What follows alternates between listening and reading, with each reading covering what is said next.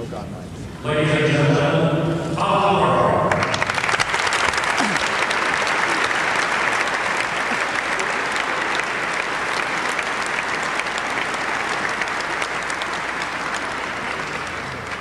Well, good morning. I'm Colin Crawford. I'm the President and CEO of Mac Publications. This is an exciting, newly formed joint venture between Ziff Davis and IDG, which is now responsible for publishing Macweek and Macworld. And I'd like to welcome you all on behalf of the sponsors to Boston and Macworld Expo.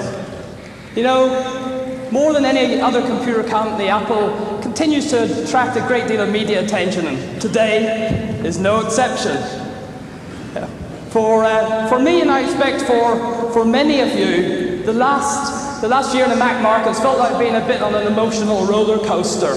You know, highs of optimism followed by troughs of near despair as Apple wrestled with its turnaround strategy. Jubilation as Apple improved and rationalized its product line and made progress with its OS strategies. And then concern as negotiations with the licensees appeared to stall. But for all the followers of the Apple market, nearly every possible solution, every possible solution for Apple has been analysed and dissected. There's certainly no shortage of pundits, to give advice. Gil Amelio, Apple's former CEO, once remarked to me his frustration with the media coverage. My response was that Apple would be facing an even bigger problem if the media stopped caring.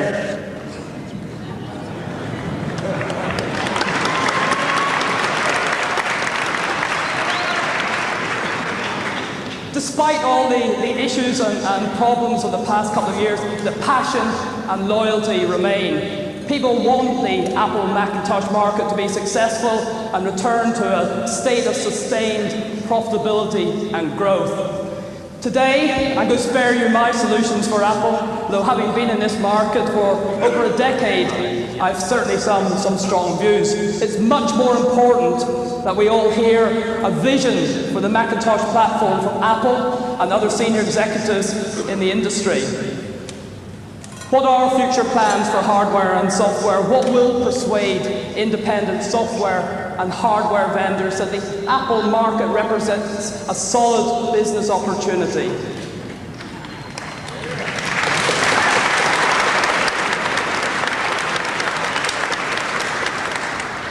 I want to leave Macworld Expo at the end of the week with evidence that the Macintosh platform is still one of the most exciting segments of the computer industry.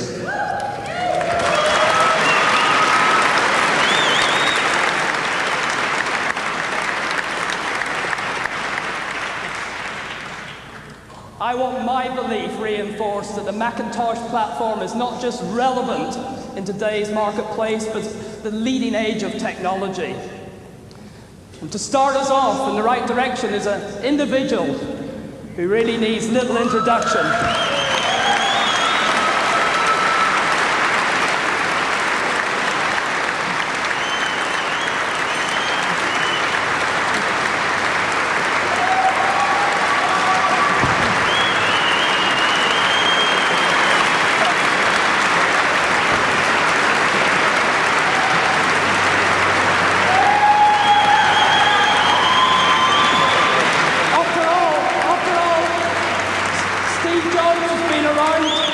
Since the very first Macintosh. So please join with me now and welcome from Apple Computer, Steve Jobs.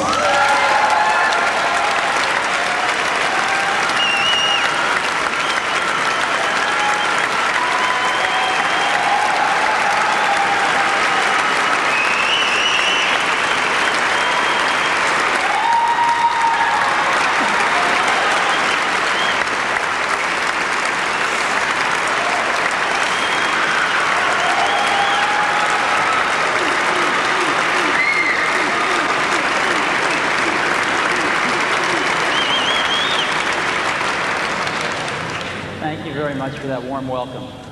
Now I guess I'm going to have to give a speech. I came today to give you a status report on what's going on and to try to fill you in on some of the steps we're taking to get Apple healthy again. As you know, I'm the chairman and CEO of a company called Pixar, and thank you. And I, like a lot of other people, are pulling together to help Apple get healthy again, and I am extraordinarily confident that that is going to happen. Now, when I started to get involved, a lot of people gave me advice. And some of the advice that was the most popular was Apple has become irrelevant. There was a great one that was Apple can't execute anything. And another one was the Apple culture is anarchy. No one could manage it. You've read all these things in the press. And after 4 weeks, here's what I found. Quite the opposite of these things, actually. Apple's not as relevant as it used to be everywhere, but in some incredibly important market segments, it's extraordinarily relevant. And I want to share some of that with you today. Apple is executing wonderfully on many of the wrong things. The ability of the organization to execute is really high, though. I mean, I've met some extraordinary people at Apple. There's a lot of great people at Apple. They're doing some of the wrong things because the plan has been wrong. And lastly, what I found is rather than anarchy, I found people that can't wait to fall into line behind a good strategy. There just hasn't been one.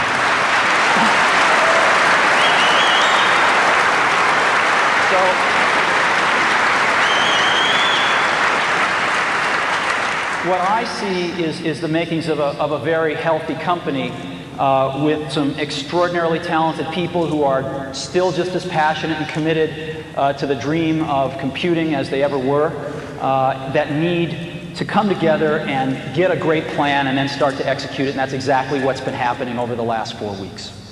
Now, what's the fundamental problem? I think the fundamental problem is a little more subtle. I think this is a symptom, but in a nutshell, excuse me. In a nutshell, that's it. Right? Apple's sales in 1995 were 11.1 billion.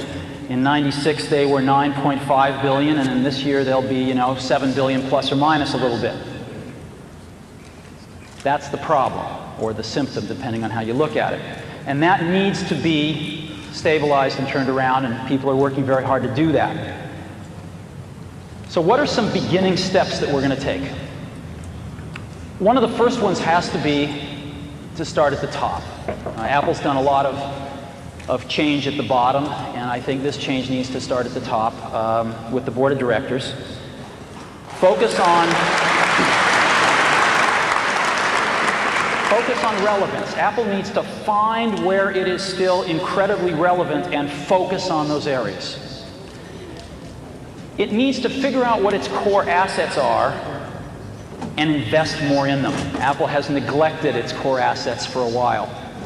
It has to forge some meaningful partnerships, not just partnerships and press releases. And it needs to define some new product paradigms. And we've got some great ideas. I'm not going to be talking about products today, though. I just want to let you know that we have some wonderful ideas that you'll be hearing about between now and the end of the year.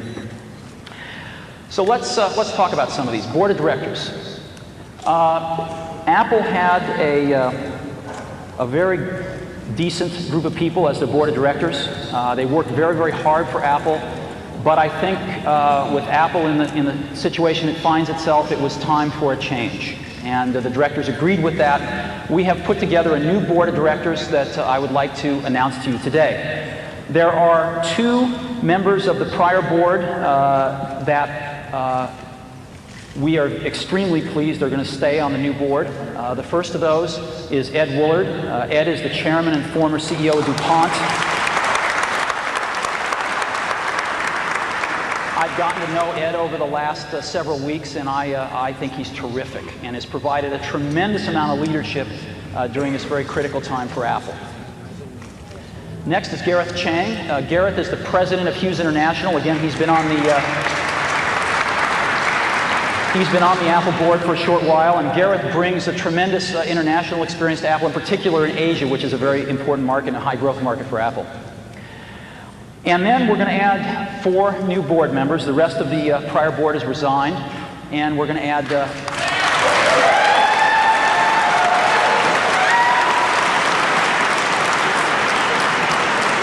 we're going to add 4 new board members to carry the company forward. The first is Larry Ellison, CEO of Oracle.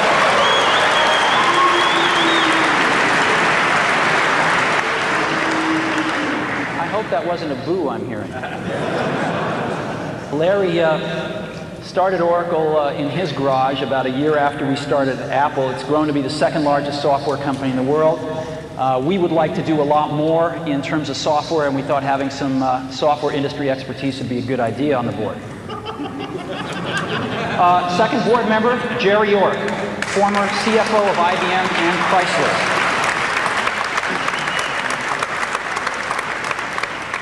Jerry did a lot of the turnaround work at Chrysler and IBM and is extremely well known and respected in the financial community for his work. The third new board member is Bill Campbell, CEO of Intuit.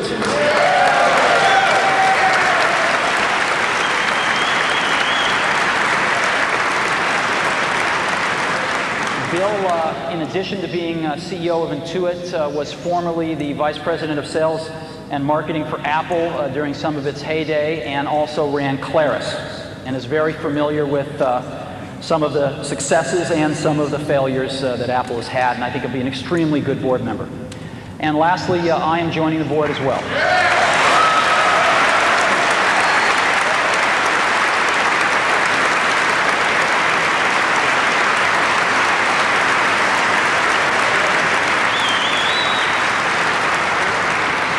I'd like to just take a moment and thank the outgoing board members. I think it has not been an easy job to be a board member of Apple over the last few years, and these are very decent people, and they've been trying very hard to do the right thing for the company. And to welcome our new board members, I think we have a really exciting task ahead of us to help the management team and guide Apple back to health and to prosperity. And so I hope you'll agree that this is a pretty sweeping change. We're adding a tremendous amount of industry expertise. We are not naming a chairman at this time. We're going to wait till we have a new CEO and sort things out when that happens at that time. Now, I put together a little video. If you'd like, I'll show it to you. That just we asked the board members a few questions, and you can just maybe get a little familiar with them. Would you like to see it? Let's go ahead and roll that.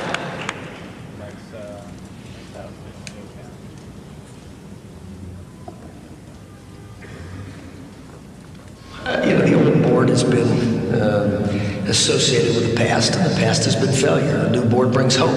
The new group of people on the Apple board are all computer insiders.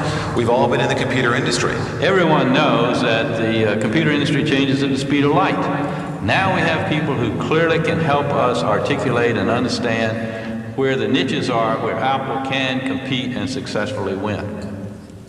So a lot of times we try to focus on ourselves, re-engineer ourselves internally, and we forgot sometimes who pays the bills. It's the customer out there pays the bills. You know, one of the things that bothered me years ago was when they raised prices. I thought that was it made me think that Apple didn't understand the outside world. I think Apple needs to worry less about competing with Microsoft and worry more about doing things that are different. That's back to innovation. It's back to creativity. It's back to vision. No one's really going to believe Apple can be successful until we get the revenues and the costs back in line, and that means we got to start growing the revenues again. Companies have to look at everything they're doing and determine, you know, what are core competencies, what are the core parts of the business. In a sense, Apple is trying to do too many different things. We need to focus on a handful of things and do them really, really well. Well, I was on the Citicorp board in 1991. The price of the stock was $9 a share, and there was many negative articles being written about Citicorp was going bankrupt. The price today is $130. Mainly because we did the fundamental things that were necessary to focus on the customer and focus on having a highly successful business. At Chrysler, we had to take nearly $4 billion out of the cost structure to get Chrysler fully competitive, particularly with the Japanese? I've seen this at DuPont, I've seen it at IBM, I've seen it at Citicorp. The success starts to generate additional success. Well, the confidence has to start with a clear vision. What are we trying to accomplish? What are we trying to do? You take that vision down to a strategy.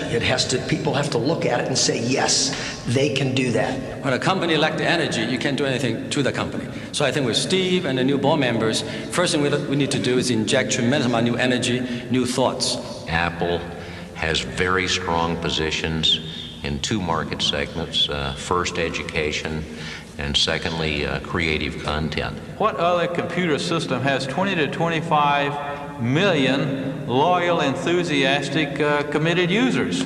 Just building on that base, recapturing their dedication and strength because we're bringing out great products. Whenever you have a strong position in a market segment, you can capitalize on that. You know, Apple's the only lifestyle brand in the computer industry. It's the only company that people feel passionate about. You know, my company, Oracle, it's a huge company. IBM's a huge company. Microsoft's a huge company. But no one has incredible emotions associated with our companies. Only Apple is really a lifestyle brand. And companies can spend billions of dollars to build a brand. Apple does not have to do that. It's already been done. The important thing is to build products that are wonderful and, or as Steve would say, insanely great. And it's time to start building insanely great products. The biggest thing you can do is go out and buy a Mac. Do I use a Mac? Absolutely, I use a Mac. I have 3 of them in my home. I've been using a Mac since 1984, and I'm not about to stop. I probably own every single machine that Apple had ever produced, and I can tell you, no one can change me in terms of personally what machine I will use. It's got to be a Mac.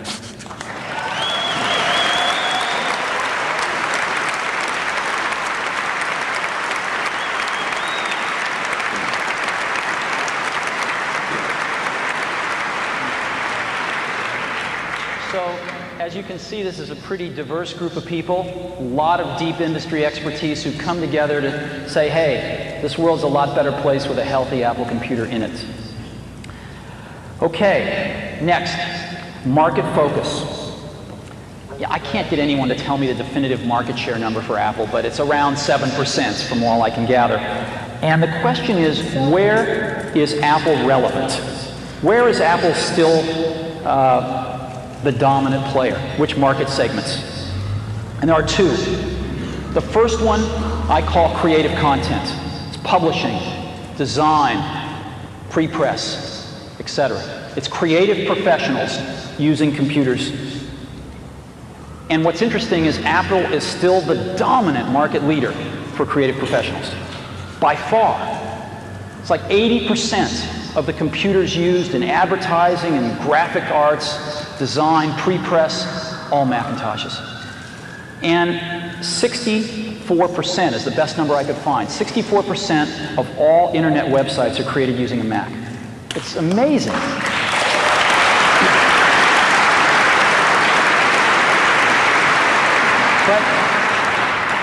But we haven't been doing a good enough job here.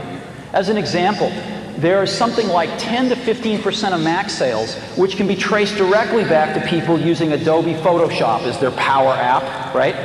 When was the last time you saw Adobe and Apple co-marketing Photoshop? You know, when was the last time we went to Adobe and said, how do we make a computer that will run Photoshop faster? These things haven't been as cohesive as they should have been, and I think we're going to start proactively focusing much more on how we do these things.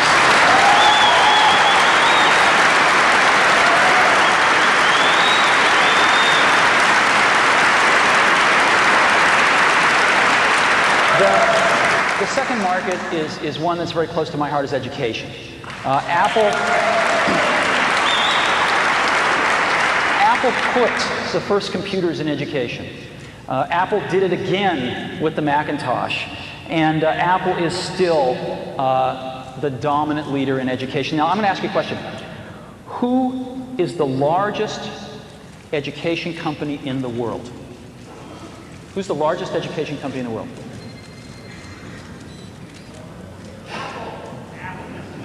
Yeah, the answer is Apple.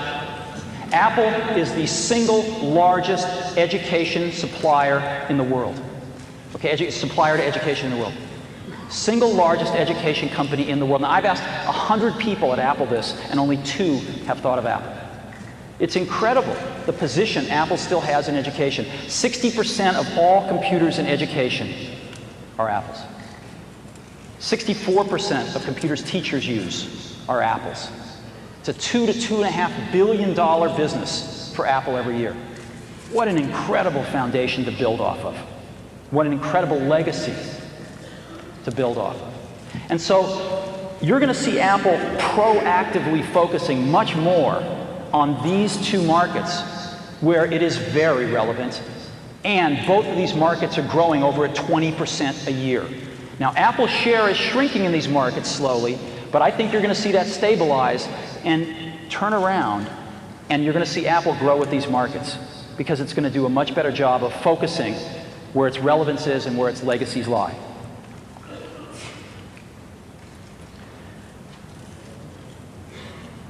Next, core assets. As you know, Apple's greatest core asset is you all. It's the group of 20 to 25 million active users that believe that Apple products and Macintosh is still the best in the world.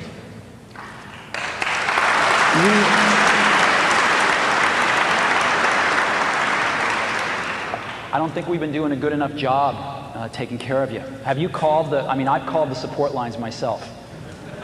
I've gotten very acquainted with the hold signal. And so I think we're going to see some changes there soon. And I apologize for anything in the past.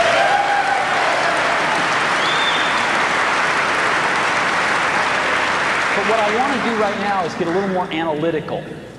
And I want to say, sort of from a more analytical standpoint, what are Apple's core assets? And there's 2 of them that I've been able to uncover. The first one is the brand itself, and the second is the Mac OS. Now, the brand, if you asked, what are the 5 greatest brands in the world?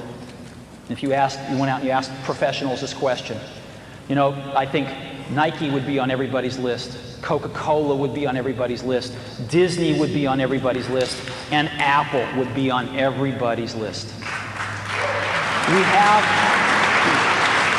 We have one of the world's greatest brands, and we haven't paid much attention to it in the last several years, and I think you're going to see that start to change. And now I want to focus on the Mac OS. The Mac OS is an incredibly core asset to Apple, and we've been walking all over it. Most people think that we're about to abandon the Mac OS. Most people think that, Macintosh OS 8, which we just released, was codenamed Tempo, as you know, right? So we just released Tempo. Most people think our next release next year, which is codenamed Allegro, will come out, but then our next release will be Requiem. And it's crazy. It's absolutely crazy. The Mac OS is still the best thing in the world. It is still the best thing in the world. There are over 20 million active users. The number's a little closer to 25 million. There are thousands of developers, and there's $1.5 billion software industry built around this thing. This is one of the core assets of the company. And we are going to invest a lot more in it because we think it is an incredible asset and it has yet to really be fully exploited. Apple is about the Mac OS. We're going to be doing other things because we're creative people. But at the core, Apple is about the Mac OS. And all of the fears that I've heard of people that we're abandoning it are absolutely not true. Our latest release, Mac OS 8, I've got some really good news for you. We released this thing 2 weeks ago, and we have already sold 1.2 million copies.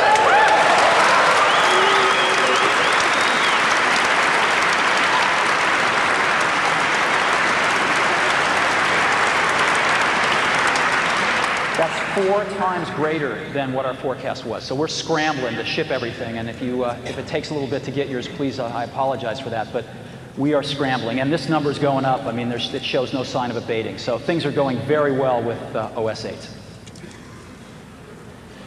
Now, I'd like to talk about meaningful partners.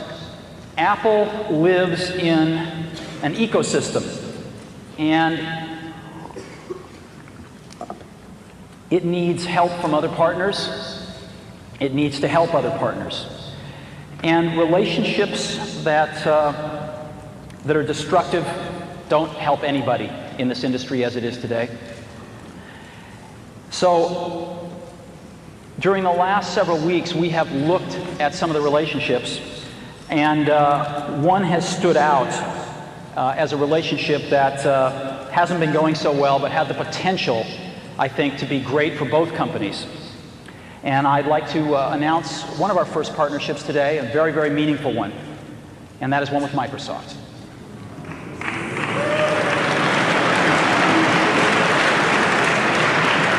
I'd like to take you through this.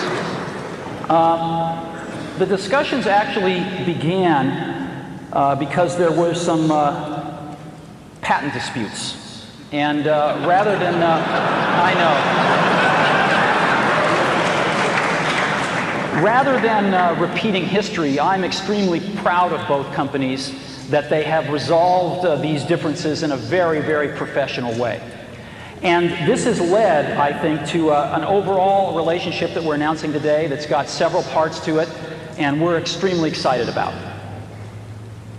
First part of it is a patent settlement and cross-license. The two companies have reached a full cross-license for all patents that exist and for patents that are filed within the next 5 years. And it has been a very serious patent settlement.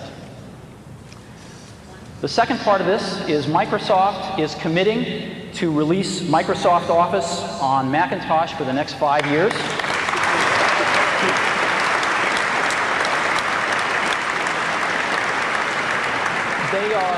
They are going to release the same number of major releases as they release on Windows during that time.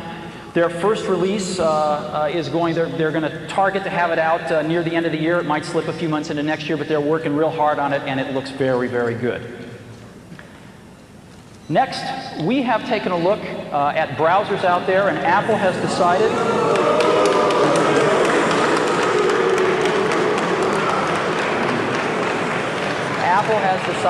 to make Internet Explorer its default browser on the Macintosh. Since we believe in choice,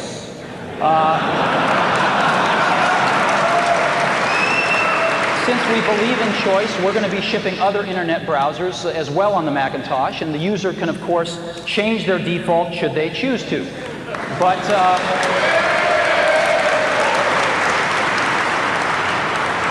we believe that Internet Explorer is a really good browser, and we think it's going to make a fine default browser. Java. We are going to be collaborating with Microsoft on Java to ensure that we can get the best from each other and ensure that there's compatibility between our virtual machines. And we think that that will serve everybody's interests. And lastly, Microsoft is making an investment in Apple. Microsoft is buying $150 million worth of Apple stock at market price.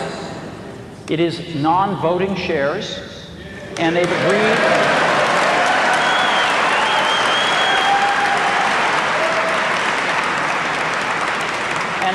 not to sell them for at least 3 years.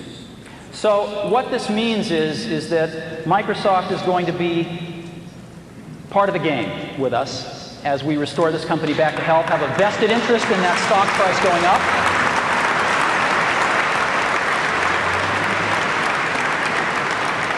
We're going to be working together on Microsoft Office, on Internet Explorer, on Java. And I think that it's going to lead to a very healthy relationship. So it's a package announcement today. We're very, very happy about it. We're very, very excited about it. And I happen to have a special guest with me today via satellite downlink. And if we could get him up on the stage right now.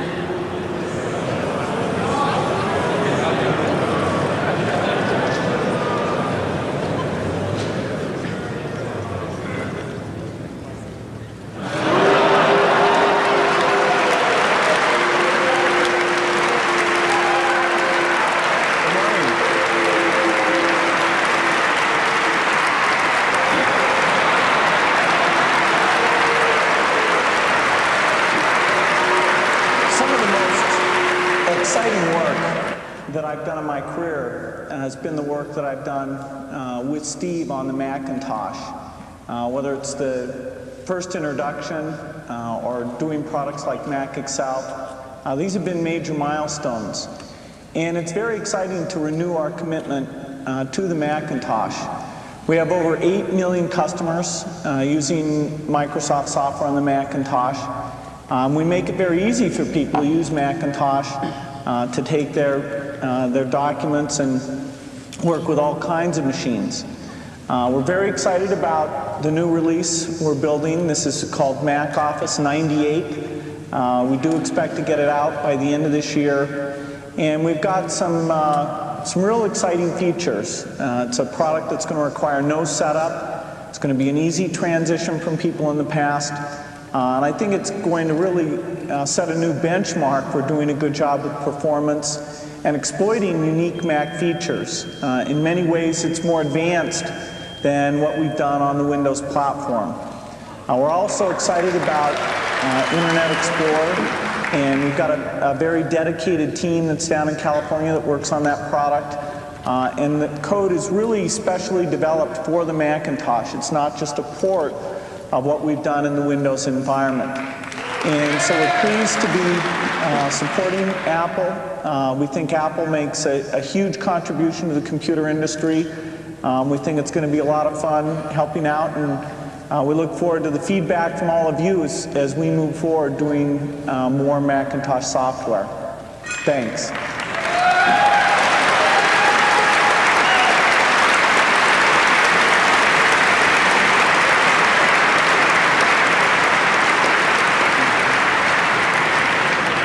Thank you, Bill. You know, where we are right now is we're shepherding some of the greatest assets in the computer industry. And if we want to move forward and see Apple healthy and prospering again, we have to let go of a few things here. We have to let go of this notion that for Apple to win, Microsoft has to lose. Okay?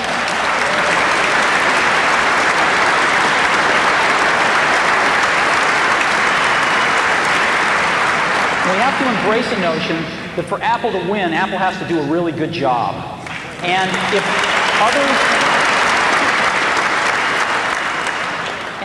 others are going to help us, that's great. Because we need all the help we can get. And if we screw up and we don't do a good job, it's not somebody else's fault, it's our fault. So I think that's a very important perspective. I think if we want Microsoft Office on the Mac, we better treat the company that puts it out with a little bit of gratitude. We'd like their software. So the era of setting this up as a competition between Apple and Microsoft is over as far as I'm concerned.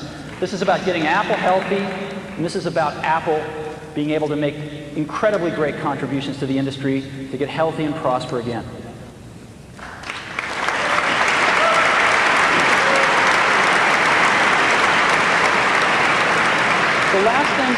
The last perspective I'd like to leave with you on this is, you know, sometimes points of view can really make you look at things differently. When you hear a new point of view, like for me, when I was looking at the statistics, and it hit me that Apple is the largest education company in the world. That was like a bolt of lightning. That's huge. What an incredible base to build off of. Another bolt of lightning is that Apple plus Microsoft equals 100% of the desktop computer market. And so, whatever Apple and Microsoft agree to do, it's a standard. And I think that you'll be seeing us work with Microsoft more because they're the only other player in the desktop industry. And I think you'll be seeing Microsoft want to work with Apple more because Apple is the only other player in the desktop industry. So I hope we have even more cooperation in the future because the industry wants it. Lastly, I want to just talk a little about Apple and the brand and what it means, I think, to a lot of us.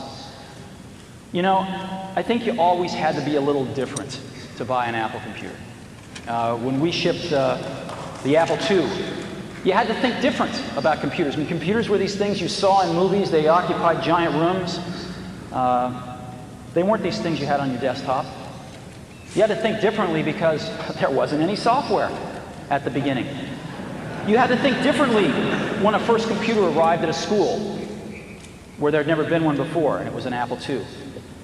I think you had to think really differently when you bought a Mac.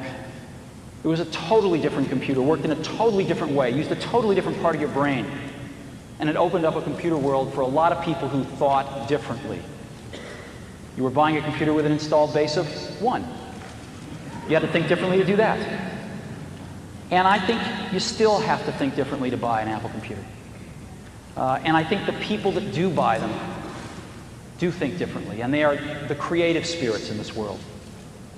They are the people that are not just out to get a job done, they're out to change the world. And they're out to change the world using whatever great tools they can get. And we make tools for those kinds of people.